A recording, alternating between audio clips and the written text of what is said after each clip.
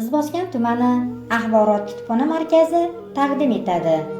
Aziz kitobxonlar, sizlarni dunyoning eng chiroyli va eng katta kutubxonalari bilan tanishtirib o'taman. Hozirgi vaqtda dunyoning eng boy kutubxona fondlari millionlab kitoblarga ega.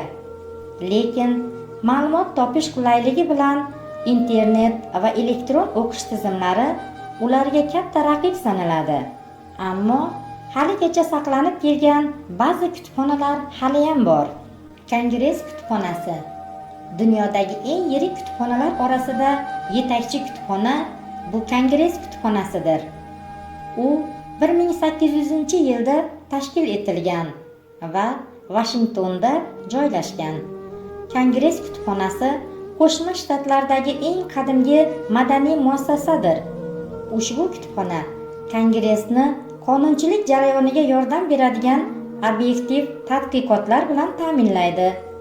U butun dunyo bo'ylab yozuvlar, qo'lyozmalar, xaritalar va kitoblar to'plamlarini boshqaradi.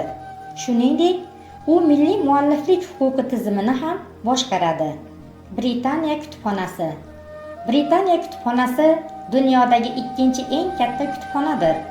Bu 1973-yilda tashkil etilgan tadqiqot kutubxonasi. Britaniya kutubxonasida 170 dan 200 milliongacha katalog mavjud.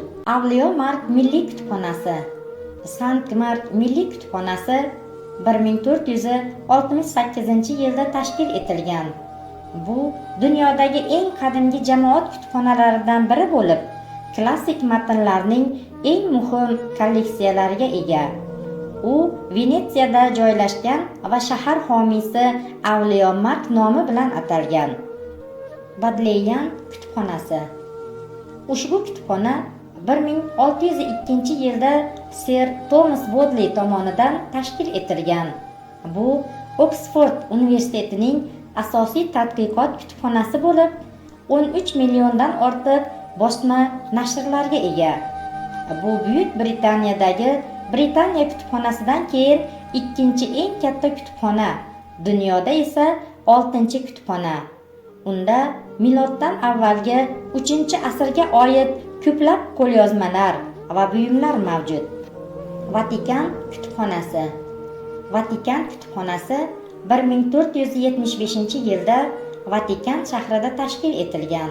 Bu huquq, falsafa, fan, tarix va ilohiyat uchun tadqiqot kutubxonasidir.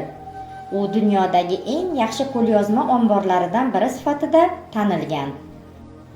Yale universiteti Baynek kutubxonasi. Bu kutubxona Connecticut shtatining New Haven shahridagi Yale universiteti kutubxonasining adabiy arxivi va nodir kitoblar kutubxonasi. Yale universiteti Baynek kutubxonasida o'qitish uchun foydalanilgan 3 asrdan ortiq to'plamlar mavjud. U yerda nodir qo'lyozma va kitoblarni topish mumkin. Boston xalq kutubxonasi. Boston jamoat kutubxonasi 1848-yilda AQShning Boston shahrida tashkil etilgan. Bu Amerikadagi birinchi va bepul ommaviy kutubxona edi. Shuningdek, u birinchi bo'lib bolalar xonasi, kitoblar tarqatish va kutubxona filialiga ega bo'ldi. New York jamoat kutubxonasi. Qo'shma Shtatlardagi eng yirik kutubxonalardan biri sifatida New York jamoat kutubxonasi dunyoda 10-o'rinda turadi. Unda tadqiqot markazlari, tarixiy to'plamlar, xatlar va qo'lyozmalar mavjud. Edmund abbatligi kutubxonasi. Avstriya. Ushbu kutubxona dunyodagi kattaligi bo'yicha ikkinchi cherkov kutubxonasi hisoblanadi. U Enz daryosi qirg'og'idagi Alp yoqasida joylashgan. Kutubxonada 70 mingta qo'lyozma va 200 mingta kitob yig'ilgan. Ular ichida o'rta asr qo'lyozmalari ham mavjud. Stuttgartdagi shahar kutubxonasi, Germaniya. 24 soatlik kutubxona 2011-yilning noyabr oyida ochildi. 9 qavatli binoning interyer va eksteryeri minimallik uslubida qilingan. Bu yerda hammasi to'liq avtomatlashtirilgan. Mijozlik bileti o'rniga barmoq izi. Kompyuter esa o'zi kitoblarni ajratadi va kerakli javonlarga joylashtiradi. Marfa saroyidagi qirollik kutubxonasi, Portugaliya. Kutubxonada 40 mingga yaqin kitoblar bor va ular ichida ko'p asrlik tarixga ega va oltin betli kitoblar nusxalari mavjud. Ushbu kutubxonada kitoblar xavfsizligi uchun ko'rshapalaklar javob berishadi. Ular qimmatbaho kitob kolleksiyasi uchun xavfli bo'lgan hasharotlarni o'ldirishadi.